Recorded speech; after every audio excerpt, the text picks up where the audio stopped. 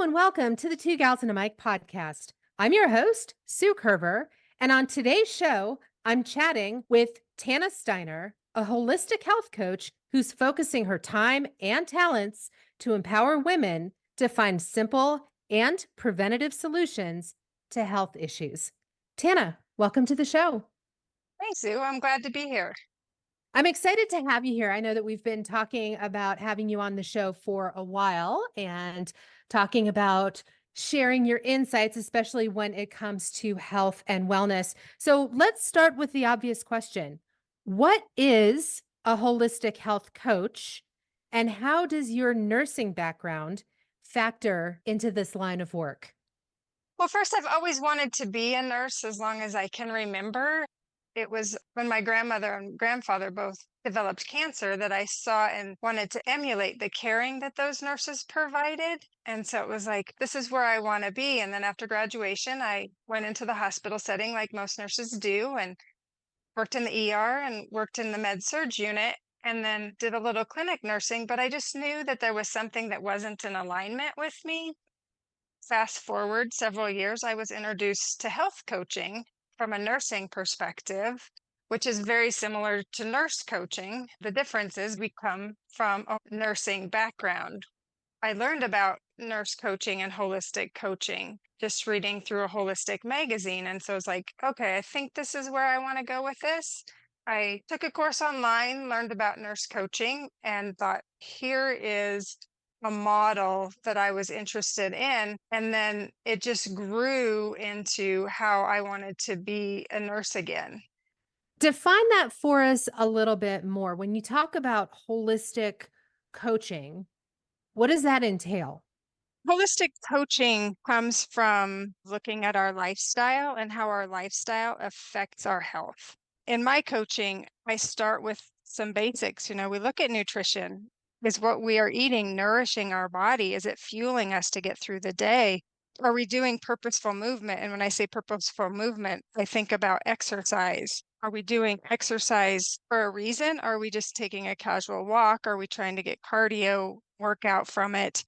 Restorative sleep. Are we getting 7 to 9 hours of sleep? Are we waking up? Sleep has a significant impact on our health, and it doesn't seem to show up until it isn't serving us well. We've all had bad nights of sleep, and we recognize it the next day when we're reaching for the caffeine. We're just trying to get through the day because we've had a poor night's sleep. I also look at stress management. I mean, is our active lifestyle leading us to burnout? Are we capable of handling everything that's thrown at us in a day? Are we easily triggered throughout the day? When you think about the holistic body, mind, and spirit connection, are we laughing? Are we doing things of enjoyment, not because we have to, but because we want to? Are we looking at hobbies? Are we socializing with others? Those are all important aspects when we talk about holistic health. That's basically the tip of the iceberg. Through coaching, we peel back the layers of all of that. And sometimes, unfortunately, we get to some things that are more burdensome, and we have to deal with those areas as well to get a person to be healed fully. So, when we think about holistic coaching, and you just mentioned body, mind, and spirit connection, so not just the physical aspects of it, what kind of background and training did you need to go down this particular path? I know that you had mentioned that you had your traditional nursing training and background and lots of time, decades, as a matter of fact, in that area. But what did you have to do specifically for the holistic part of this? When you think about nursing, back in school, we did look at the holistic part, but it has become so fragmented and specialized. But when you come back to the holistic, I did my nurse coaching through a course that was specifically designed for nurses, and we looked through that holistically, the body, mind, and spirit. And then I have taken on a lot more education, like in lifestyle medicine, and just in more of a role as a holistic nurse. You clearly have gone down this very interesting path for holistic health. Was there anything that happened to you in your life? Was there a defining moment for you? I know you had mentioned your grandparents. Was there anything else that helped solidify this decision of taking this trajectory? I think there was two instances that really brought me to the holistic. And One of them was my own health journey. I got sick, started having these weird spells. They were short, they were hot flashes, brain fog. And at the time I was working in the hospital, so I was like, okay, I'm having one of these spells. So did all the metrics, blood pressure, pulse, oxygen, check my blood sugar, did everything that I thought would show if something was wrong, but nothing showed up. And I progressively got worse. And finally it was to the point that I was like, okay, I'm going to do the thing. I went to the doctor, did the tests, took medication, and proceeded to get worse. And that was really hard for me as a nurse because here I am working in an acute care setting in the traditional medicine. I have to go somewhere else to get some answers. And so I stepped into the holistic health and went and saw a naturopathic doctor. The answers were really simple, heal my gut, remove sugars, and decrease stress. And all that's always easier said than done. But I did that and took a few supplements and slowly improved. But I know even to this day, that's still an issue for me. And I know I have to pay really close attention to my nutrition and my stress levels so I can fall back into those patterns again. The second instance that I felt was really imperative for me to go into the holistic area is I quit nursing for a while and I taught school and I was an operation manager for a radio station, just needed to get away from nursing. And a couple friends of ours asked if I would help with their aging parents, specifically their mothers that were living with them, and they just needed a little hand. And I was like, okay, sure. And that instance was a big reminder for me to how much I love nursing and how I love taking care of patients. After that, during COVID, my father-in-law, who was 97 years old, had metastatic prostate cancer and he lived with us for a year. And so then I was also seeing that aspect of how can I holistically help him? What foods can I give him? How can I help him with his sleep? Looking at that bigger picture, I was like, okay, now I'm seeing how the holistic aspect comes into play. The three ladies that I took care of and my father-in-law, they taught me so much about holistic health and how each person is unique and each person needs something different. So it was after all of these experiences that you decided to launch your own business, your own coaching business. Why did you decide to take an entrepreneurial route with this instead of going and working for a functional medical person or something that was already established? I took the entrepreneurial route mainly because I like my freedom. I'd been a stay-at-home mom for a long time. When they were in school, I was working, and so I had that freedom, and I really enjoyed that freedom. And it also gives me the opportunity to educate patients or clients on more of the holistic avenue, even though functional medicine and lifestyle medicine look at it from a holistic, I can look at them differently and give them what they need specifically. So I'm always interested in entrepreneurial journeys. And you just mentioned that you decided to do yours for the freedom aspects and so that you could bring in your personality and the things that you feel are important. What was the hardest part, Tana, of starting your coaching business? I think it was just starting it. You do all the steps that you need to do to get your business set up and get everything in line. And then just getting out there and letting people know what I do was the hardest thing. When I say nurse coaching or holistic health coaching, they always just assume that I just coach nurses. And so I had to go through that and clarify that I just don't coach nurses, even though nurses have the same issues that the rest of us do and can easily be helped through preventative lifestyle management. One of the big hurdles that I had was just getting people to understand what I do. Let's talk for just a minute about the nurse coaching aspect, because I think that that is also a very interesting piece of what you do. Tell us a little bit more about that. What does nurse coaching look like? What does it entail? And why is it so important for individual nurses?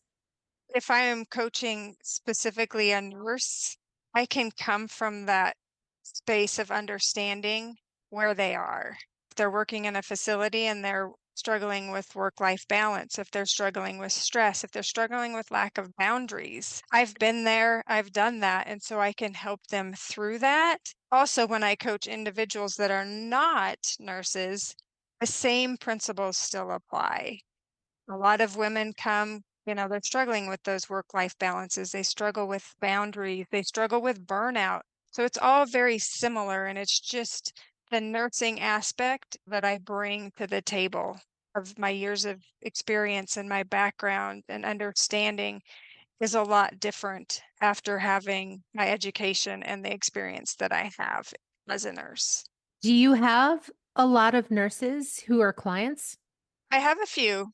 Yeah. And did you see an uptick in all of these things that you're talking about, the lack of boundaries, the lifestyle issues, and the folks coming close to burnout post COVID? Definitely, definitely. A huge uptick in all of those issues. Healthcare has changed a lot, and it's not necessarily a kind place in certain situations. And so being able to support a nurse or even an individual that's struggling at work, we have to think about how can we get back to where you're healthy again. And then we look at the aspect from a nurse, we look at the need for them to be healthy themselves, to be able to care for their clients and their patients. And if they're struggling, then their clients are probably not getting the best care that they need. Working with nurses and not being actively involved in that facility, I'm there specifically for them. I'm not there for a facility. I'm not there as a nurse educator or anybody. It's just there. I'm specifically sitting in front of them and hear what they need and not what the facility needs. So, in that case, are you working and contracting with facilities who are bringing you in to help consider some of these things like burnout? Not at this point, no.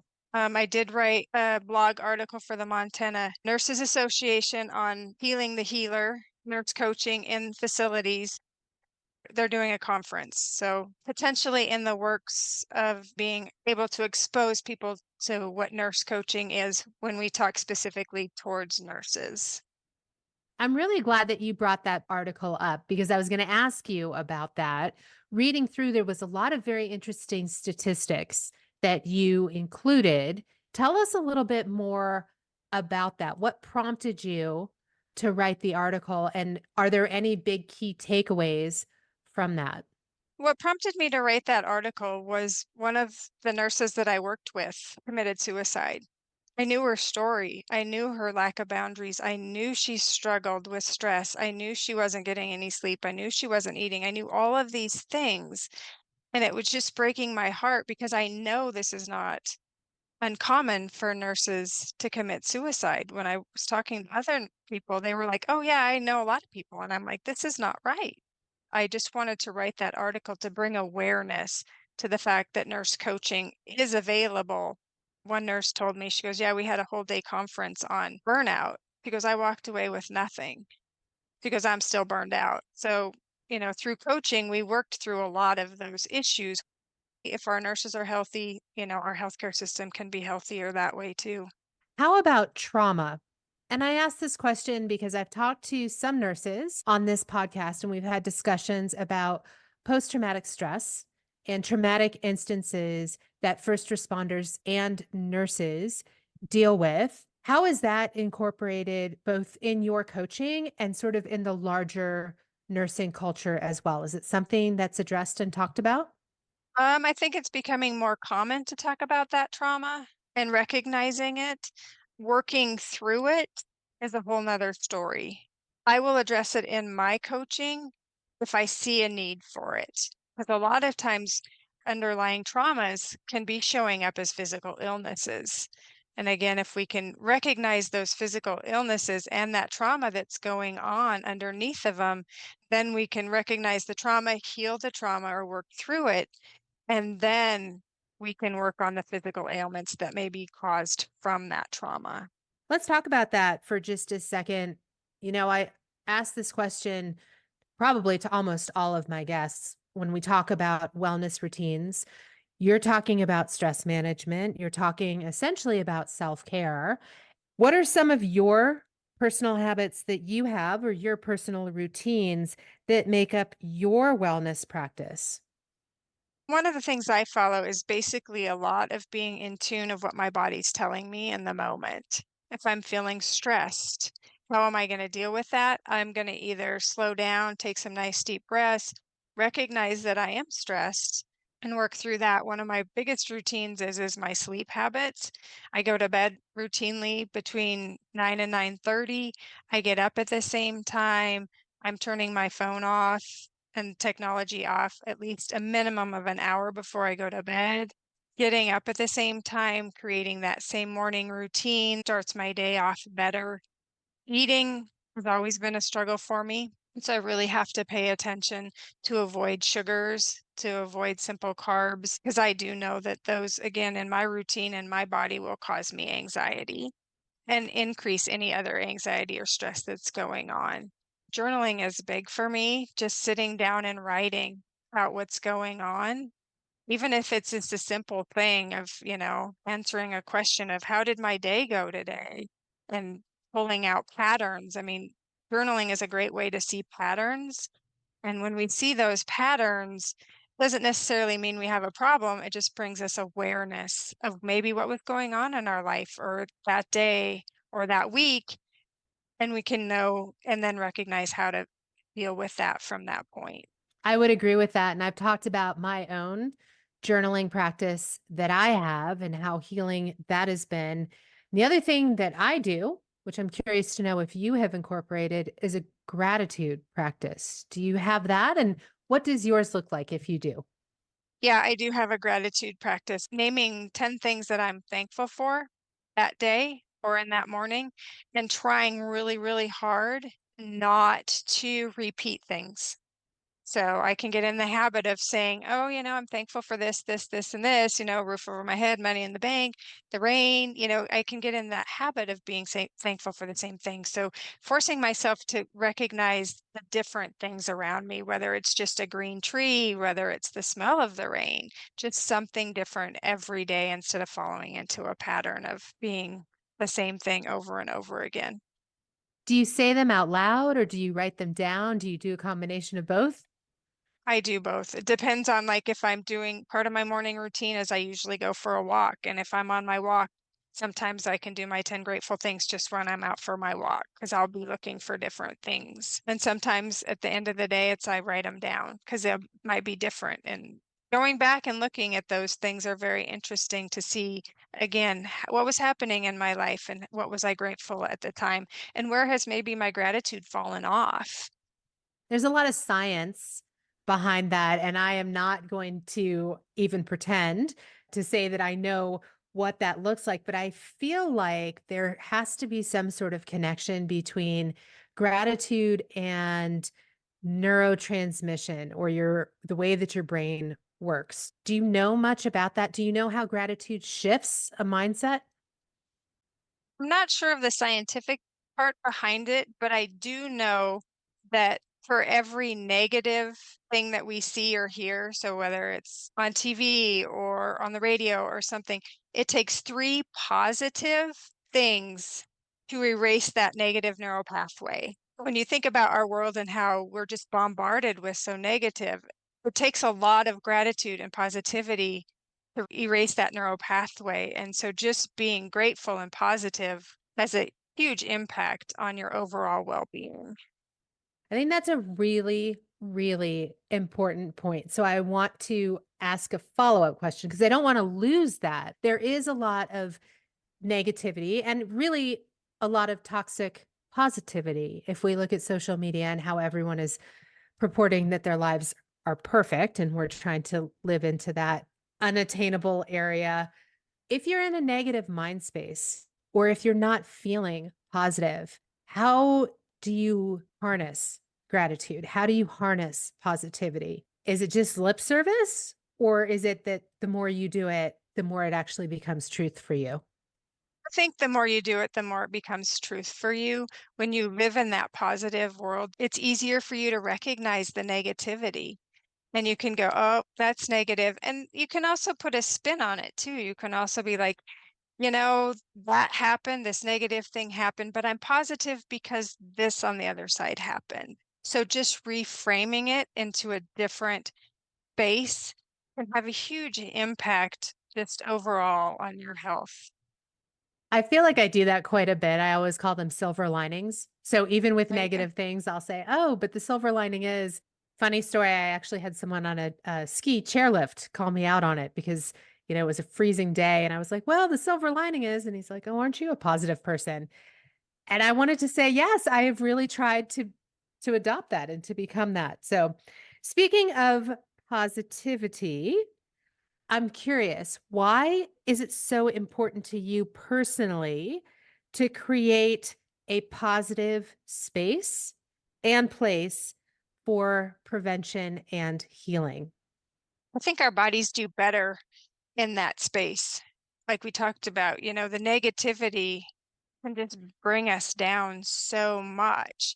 And when we're not healthy, then that can kind of compound that. And we can fall into that area of like, well, I can't do that because of this, or because of this health problem, I can't do that. But when you put a different spin on it and say, well, I can't do that, but I can do this, and puts that positive spin on the whole situation. People just seem to get better faster when they have that positive mindset. I had a client and she was from that negative mindset. And I challenged her. I said, I want you to write down the 10 things every day that you're positive for. And for 30 days, you can't repeat anything. And when she came back, she goes, you know what happened?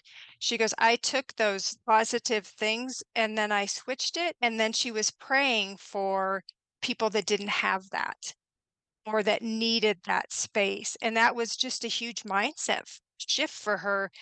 And she was like, I didn't know that that would be what would happen.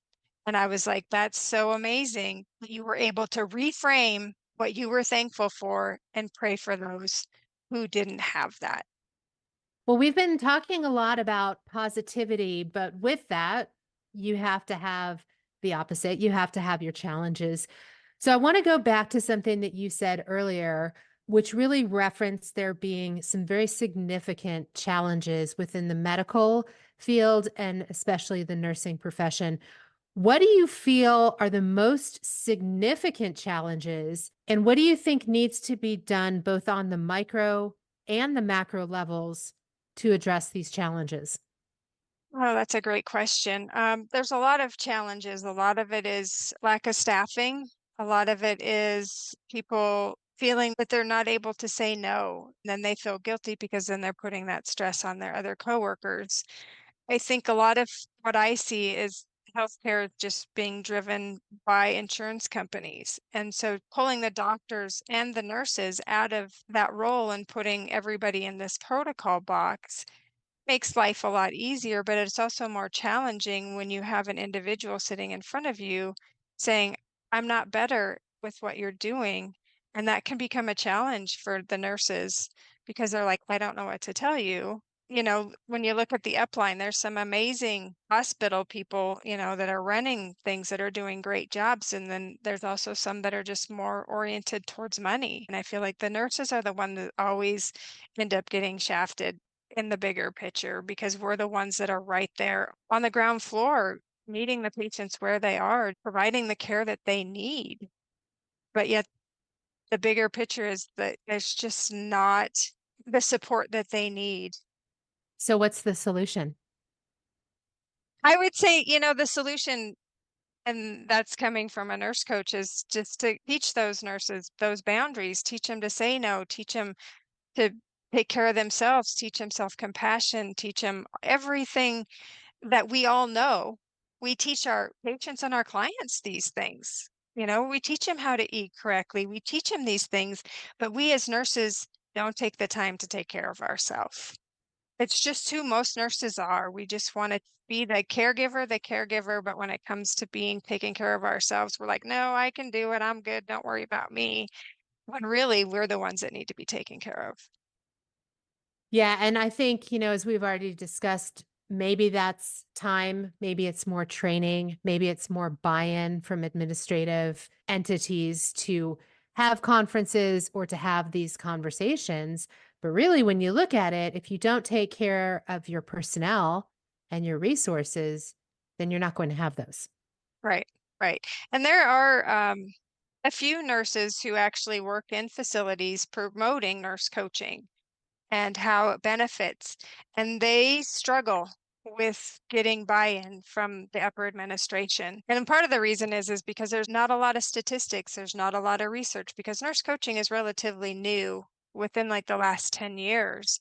And so for the administration to see if I can benefit and improve my nurses and help them be healthy, they're going to improve my health care in my facility and the care of my patients that are being taken care of. Plus, I would think that you would lessen burnout rates. So if you lessen burnout rates, then you have longevity for those personnel. Exactly, exactly. And there is a statistic out there. I don't know it right off the top of my head. You'll save money if you're decreasing burnout and you're keeping your nurses longer and longer. It just makes sense. Well, speaking of challenges, what has been the most difficult thing for you personally along this journey? Is there anything that you wish that you could go back and say to your younger self?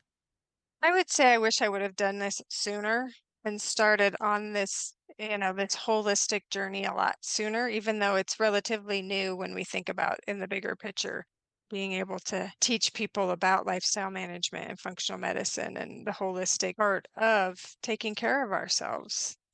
And if you had started it sooner, what do you think that would have resulted in? I would be healthier. I wouldn't have run into the issues that I ran into with my gut health and burnout that I experienced. Just knowing the modalities from holistic health, I think would have benefited me in the long run when I look at the bigger picture. I definitely can understand that. But I would also say sometimes you have to walk through the fire so you have the foundation to be able to do what you're doing. Yeah, I mean, like I said, I've learned a lot through some of the patients and the clients that I've taken care of. And so I wouldn't change that at all. So, looking to the future, what's next for you? Is there anything that you are driving towards and wanting to see happen in the near term? I think it would be just more that people recognize and embrace holistic health. We're a society of quick fix. We want a quick fix and going to the doctor, getting a medication, we feel better. But in the long run, if you look at the modalities of holistic health and how we're all interconnected, just taking those simple steps, although not easy, just simple to heal ourselves can prevent a lifetime of issues in the future if we just start right now. Tana, what about any long term plans? Do you have any really big goals that you're driving towards? I would love to put together a holistic workshop, which would provide, the basics of everything and just bring people on board to get them to understand the different ways that they can take care of themselves and provide space for people to come. Is that for all people or would that be for nurses specifically? It would be for all people. I mean, I see nurses having the same struggles as everybody else. So just coming into that space and learning those modalities can benefit everybody. You haven't put the conference together yet, but that doesn't mean that you can't provide advice or sage words of wisdom. So, what nuggets would you give to people who are struggling with health issues or having a hard time finding answers to health related concerns? Look at your nutrition. What are you eating? How are you feeling after you eat it? Our gut tells us a lot of things. I mean, if you're feeling bloated, have pain, you have heartburn, you have any of those things, your gut's not healthy. And so recognizing those things is important. And one of my biggest things would be to eliminate sugar. Sugar is as addictive as cocaine. And so when we look at that bigger picture, pulling that out provides a lot of healing for a lot of people. That would be my first nugget. And the second nugget, I guess, would be to really look at your sleep patterns and develop a great routine around your sleep and make sure you're getting 7 to 9 hours of sleep. One thing that I challenge people to do that struggle with sleep is if they're awake at night, just have a sticky note at the side of the bed and just start taking notes. on why am I awake? What's going on in my head? How can I get back to sleep? Because we tend to fall in that pattern. Oh no, I'm not sleeping. Now it's 4 o'clock. I got to get up in 2 hours. But if we can slow down at that moment, write down what's everything is on our mind, then people find it easier to go back to sleep. And I would also probably throw in have fun. I mean, get out there and have fun in life. Enjoy it, laugh, socialize, have fun with your friends. We tend to be so stuck in this routine of life of work and home and work and home, and we don't get out and do and enjoy, especially where we live. There's so many opportunities to just be out. Absolutely. And I've said it before, and I will say it again. Nature can be such a healing balm for so many things. You said that part of your routine is to take a morning walk. So even something as simple as taking a morning walk and listening to the birds can be very healing. I wanted to ask a question. You talked about eliminating sugar and sugar being amazingly as addictive as cocaine. That's an interesting fact. How do you do that? Is that a matter of willpower? Practically speaking, how does one eliminate sugar? Because I feel like there's sugar in everything. And there is sugar in everything. It just really depends on how much sugar you're eating. I mean, if you're drinking sodas or sugared drinks, drop them, get rid of them. Good options out there now, seltzer water, flavored mineral waters, any condiment. Most condiments have some form of sugar in them. Again, thankfully, there's a lot of companies now that make sugar-free ketchup, sugar-free salad dressings. It's not a once and done thing. It's a slow process, and if you're, a big sugar person, then it's gonna take a lot longer and a lot more willpower, but it can be done, and you will feel so much better afterwards. And then we also have to look at the fact that when we eat sweets like white bread is processed in our body just like sugar is. And so it gives us that sugar spike. And so we have to look at that. And a lot of it is revamping the way we eat. But when you eliminate sugar, you will feel so much better. And these are things that you do in your coaching business, right? Is help people walk through these types of things so that they have someone that they can lean on and ask questions to and coach them. Exactly. Nutrition is a big part of where I start when I coach people because that seems to be the biggest barrier for people to make those changes in their diet because we've all grown up with our comfort foods and we've all eat a certain way because that's the way we grew up. And so when you get somebody that is like, okay, this isn't serving me anymore, I need to change, then you can support them in that way in helping them choose better choices. And it's not easy. It's not easy by any means. Change is hard. Hard but possible. So, Tana, one last question. Is there anything that I didn't ask about that you wanted to share? I think I would just encourage everybody, and I kind of touched upon this, is to just slow down and take a few minutes in the morning and in the evening to check in with yourself. And how are you feeling? How did you sleep? Do you feel rested? Are you hungry? Do you have a headache? Do my joints hurt? Just things like that you can check in with yourself in the morning and then do that again in the evening. How was my day? How did I eat? Was I triggered? How was my stress level? Did I drink enough water? And just look at the bigger picture and journaling is a great way to, again, to start see those patterns. So it's just getting a bigger picture of what's going on and recognizing those patterns, because that's a great place to start. Some days we don't feel great in the morning, and some days we don't feel great in the evening, and just recognizing how come that could be the case. Well, thank you, Tana, for chatting with us today and sharing your wisdom and your insights. With so many health related questions, it's wonderful to have your skills and compassion available to all of us. And listeners, if you're interested in learning more about Tana's coaching offerings, I've put the link to her website in the show notes so you can take a look at that. And thank you, listeners, for tuning in. Be sure to share this podcast with others in your circles who may need to hear these important insights. And then join me again next week for another edition of the Two Gals and a Mic podcast as I chat with another amazing woman who's doing incredible things. I'll see you then.